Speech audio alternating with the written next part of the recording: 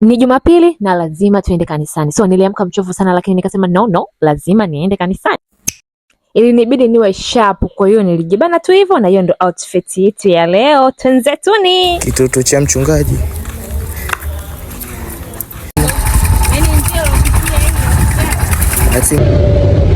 Finally tumefika. Huyu ni mama yangu, and yes, kanisani ni Pastor Anna, last born wetu.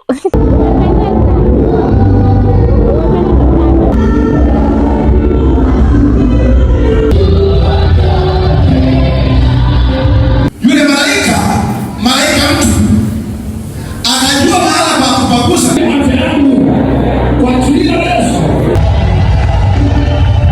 So ibada ilivyoisha, tukaenda kupata lunch na mama. Huyo ni festiboni wetu, kaka yetu mkubwa na mdogo wangu. Then nikaenda nyumbani, hapo nikawa na waaga, niko kwenye usafiri and